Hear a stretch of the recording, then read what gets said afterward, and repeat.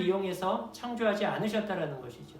그래서 이것은 유물론이나 자연주의나 진화론 같은 그런 사상들을 다 이렇게 잘못되었음을 성경은 이렇게 선언하고 있는 것입니다. 그래서 피조물들은 또한 결코 신이거나 신이 되거나 그럴 수 없다. 그것은 다 창조된 피조물이요. 오직 이것을 창조하신 분은 하나님이시다. 하나님만이 유일한 참 신이요 하나님이시다는 것을 이렇게 증언하고 있습니다. 그래서 시편 90편 2절에서도 모세는 산이 생기기 전 땅과 세계도 주께서 조성하기 전 곧 영원부터 영원까지 주는 하나님이십니다. 이렇게 선언하고 있습니다. 예수님도 나는 처음이요 마지막이다 그렇게 말씀하고 있습니다.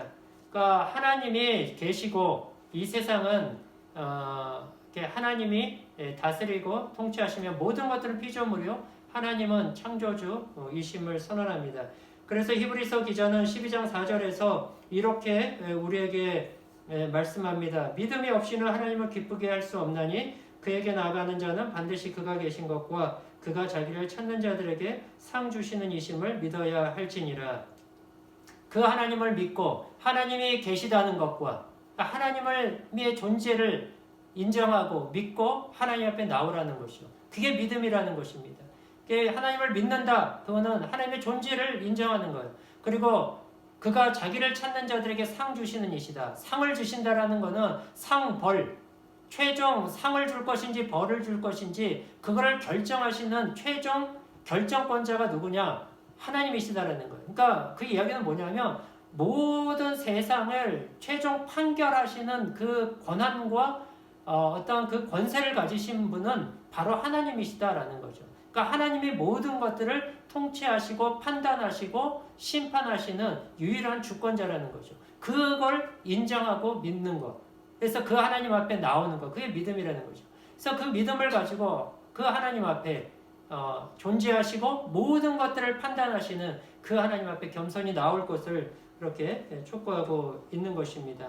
그래서 우리는 오늘날 우리 주변에 많은 것들이 우리를 여전히 유혹하고 도전하고 있습니다. 그러나 창세기의 이 말씀은 1장 1절은 오직 하나님만이 모든 것의 유일한 근원이시요 또한 최종 판결자이심을 우리에게 선언해주고 있습니다. 그러므로 세상의 어떤 유혹이나 이런 것들에 우리가 넘어지지 않고 그 믿음 가운데 굳게 서 있는 우리가 될 수 있기를 바랍니다. 또한 이 마지막 세 번째는 이 창조의 선언은요 우리에게 믿는 신자들에게 위로와 소망을 줍니다. 오늘 말씀에 태초에 하나님이 천지를 창조하시니라고 합니다. 이 태초에라는 이 말씀 속에는요 하나님이 시작이라는 거예요. 그러니까 시작이 있다라는 얘기는 뭐겠어요? 끝이 있다 하는 거죠. 신명기 11장 12절 말씀에 보면 이렇게 말씀하고 있는데 내 하나님 여호와께서 돌보아 주시는 땅이라 그 약속의 땅을 두고 하시는 말씀이에요. 내 하나님 여호와께서 돌보아 주시는 땅이라 연초부터 연말까지 내 하나님 여호와의 눈이 항상 그 위에 있느니라. 연초부터 연말, 연초 이게 태초에와 똑같은 히브리어 단어예요. 그러니까 이 태초라는 말은 시작이라는 말은 그 쌍을 이루는 단어인 거예요. 시작은 뭐하고 쌍을 이루겠어요? 끝이에요. 출발은 마침이죠. 그러니까 출발이 있다라는 건 마침이 있다라는 거예요. 그러니까 시작이 있다라는 건 끝이 있다라는 거예요. 연초가 있으면 연말이 있는 거예요. 아침이 있으면 밤이 있는 거예요. 그러니까 시작과 끝이 있는 거예요. 창세기가 있으면 요한계시록이 있는 거예요. 창세기는 시작의 책이죠. 요한계시록은 마지막에 일이 이루어지는 성취의 책이죠. 그러니까 시작이 있고 성취가 있는 거예요. 처음이 있고 마지막이 있고 있는 거예요. 시작을 했으니 끝을 보는 것이 있다 하는 겁니다. 여러분 이것은요 하나님이 우리에게 뜻과 계획이 있다는 얘기예요. 이거는 우리에게 큰 위로와 소망이 됩니다. 하나님의 뜻과 계획을 우리에게 갖고 계시는 거예요. 그게 이 처음과 끝이라는 말 속에 담겨져 있어요. 전도서 3장의 말씀에도 보면은요 제가 이 말씀은 조금 찾아서 여러분들에게 조금 읽어 드리고 여러분들도 한번 같이 찾아보시면 좋을 것 같아요. 전도서 3장 1절에서 8절까지 제가 읽습니다. 범사의 기한이 있고 천하 만사가 다 때가 있나니 날 때가 있고 죽을 때가 있으며 심을 때가 있고 심은 것을 뽑을 때가 있으며 죽일 때가 있고 치료할 때가 있으며 헐 때가 있고 세울 때가 있으며 울 때가 있고 웃을 때가 있으며 슬퍼할 때가 있고 춤출 때가 있으며 돌을 던져버릴 때가 있고 돌을 거둘 때가 있으며 안을 때가 있고 앉는 일을 멀리할 때가 있으며 찾을 때가 있고 잃을 때가 있으며 지킬 때가 있고 버릴 때가 있으며 젖을 때가 찢을 때가 있고 꿰맬 때가 있으며 잠잠할 때가 있고 말할 때가 있으며 사랑할 때가 있고 미워할 때가 있으며 전쟁할 때가 있고 평화할 때가 있느니라. 모든 게 때가 있어요.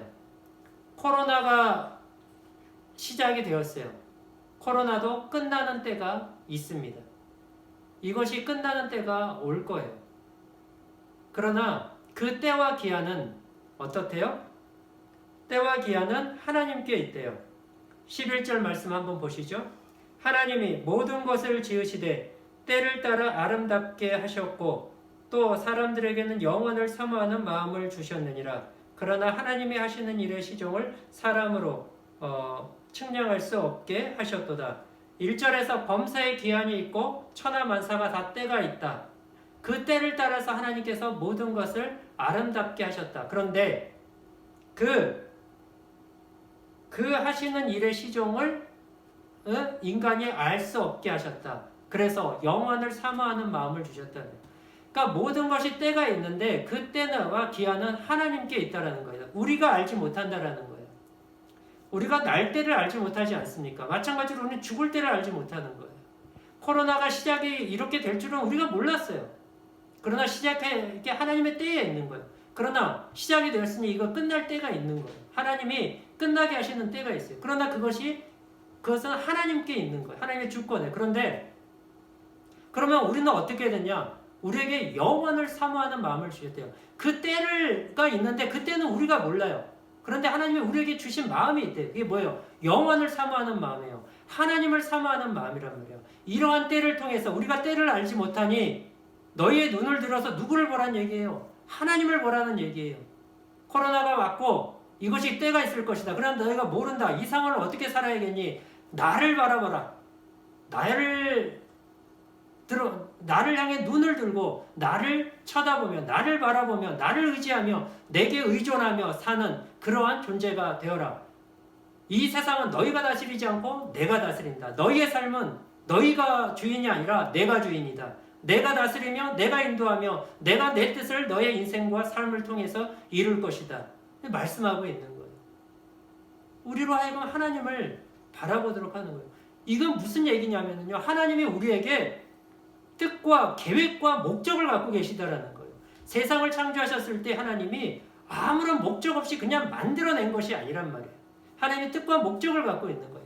여러분들이 이 땅을 나게 하셨을 때에는 하나님이 여러분들의 인생과 존재를 통해서 갖고 계시는 계획과 뜻과 목적이 있다는 거예요. 여러분의 인생은 지금의 그 삶, 여러분들이 지금 살고 있는 그 현실 속에 하나님의 뜻과 계획과 목적이 있다는 얘기예요. 코로나 상황 속에 살아가고 있는 이 세계 속에 하나님의 뜻과 목적과 계획이 있다는 얘기예요. 이 상황에서 집에 갇혀서 지내는 우리들의 일상과 이 영상으로 드리는 이 예배를 드리고 이렇게 생활하는 우리의 모든 이 현실들 속에 하나님의 뜻과 계획과 목적이 있다는 얘기예요. 그렇다고 한다면 이 시간들이 불평으로 우리가 이렇게 채워버릴 수 있는 그런 시간이 될까요? 그럴 수 없는 거죠. 여기에 하나님의 뜻이 있는데, 여기에 하나님의 계획하심과 계획하심이 있고 하나님의 거룩하고 원대한 목적이 있다고 한다면 우리는 그것을 바라야 되는 거죠. 그것이 이루어지기를 기도해야 되는 거죠. 그것이 무엇인지 모르고 언제 이루어질지 모르지만 그러나 우리에게 영원을 사모하는 마음을 주셨으니 그 하나님을 바라보고 그 하나님 앞에 모든 것을 맡기고 하나님 앞에 의지하고 하나님께만 의존하며 우리의 인생과 삶을 그 하나님 앞에 드리고 겸손히 그 하나님 앞에 서서 나가야 되는 거죠. 이것이 하나님이 우리를 창조하신 목적이고 이 창조하셨다는 말씀 속에서 우리에게 주시는 그러한 말씀인 것입니다. C.S. 루이스가 그런 말을 했다고, 이런 말을, 고통에 대한 말인데 이 코로나 상황 속에서 우리가 기억할 좀 필요가 있는 그런 말인 것 같아서 한번 같이 나눕니다. C.S. 루이스가 고통이 무엇입니까? 고통이란 귀먹은 세상을 향해 하나님께서 귀먹은 세상을 깨우시기 위한 하나님의 확성기다. 그렇게 이야기를 이렇게 했다고 합니다. 그러니까 듣지 못하는 거예요. 귀가 있어도 듣지 못하는 거예요. 그러니까 깨우려고 확성기를 갖다가 외치고 계시는 거예요. 그게 고통이라는 거예요. 하나님을 알지 못하는 세상, 하나님 앞에 무감각해져 있는 세상, 모든 감각을 잃어버리고 하나님을 알만한 것이 모든 피조세계에 보임에도 불구하고 하나님을 인정하지 않고 하나님을 경외하지 않는 세상을 향해서 하나님의 확성기를 지금 대고 있는 것입니다. 모든 것에 하나님의 뜻이 있는 거예요. 이 상황 속에. 그리고 여러분의 인생과 우리의 삶 속에 모두 마찬가지입니다. 하나님의 뜻과 계획과 목적하심이 있습니다. 그것이 무엇인지 우리 각자를 향한 하나님의 뜻과 목적이 무엇인지는 우리가 알지 못하지만 그러나 그 하나님의 뜻이 있기에 우리의 인생과 지금의 삶은 결코 헛되지 않는 것입니다. 그러므로 우리는 어떠한 불편하고 힘들고 어려운 상황이 속에서도 이런 하나님을 믿고 알고 섬기는 우리들은 그 속에서 하나님을 신뢰하며 흔들림 없이 우리는 믿음으로 살아갈 수 있게 되는 것입니다. 여러분, 하나님이 세상을 창조하셨습니다. 우리를 구원하신 하나님은 그 세상을 창조하신 하나님이십니다. 그 하나님이 우리와 여러분들을 향해서 뜻과 계획과 목적을 갖고 계십니다. 그리고 그 뜻과 목적을 따라서 여러분의 인생과 삶 그리고 이 세상을 다스리고 계십니다. 그 믿음을 가지고 기도하고 인내하고 찬송하고 기쁨으로 감사함으로 거룩한 구원하신 하나님의 백성답게 이 세상 속에서 이번 한 주간도 거룩한 주의 백성으로 승리하며 그 거룩한 자녀다움을 잃지 않고 세상 속에서 살아가는 저와 여러분의 삶이요 앞으로의 인생이 또 모든 삶이 될 수 있기를 바랍니다. 기도하겠습니다. 하나님 아버지, 하나님은 창조주이십니다. 그 하나님이 우리를 구원하셨습니다.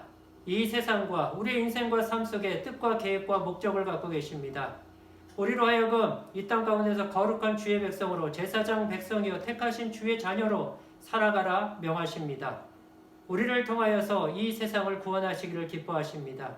하나님이 누구시며 우리가 누구인지 우리에게 이루어진 일들이 무엇인지를 다시 한번 깨닫고 우리를 향한 세상을 향한 하나님의 뜻과 계획과 목적이 있음을 알고 오직 하나님만을 신뢰하며 주어지는 모든 상황과 현실 속에서 찬송하며 기쁨으로 감사함으로 또 인내와 기도와 순종과 거룩함으로 우리의 삶을 하나님을 알고 하나님을 섬기는 자로서의 부족함이 없는 삶으로 채워가는 우리의 인생과 삶이 될 수 있도록 축복하여 주시고 함께하여 주옵소서. 예수 그리스도의 이름으로 기도하옵나이다. 아멘. 주 예수 그리스도의 은혜와 하나님의 사랑과 성령의 교통하심이 창조주이시요 우리의 구원자이시며 우리의 뜻과 목적을 하고 우리의 인생과 세상을 다스리시는 그 하나님을 신뢰하고 하나님을 의지하며 거룩한 주의 백성으로 살아가기를 다짐하는 주의 백성들 위해 영원토록 함께 있을지어다. 아멘.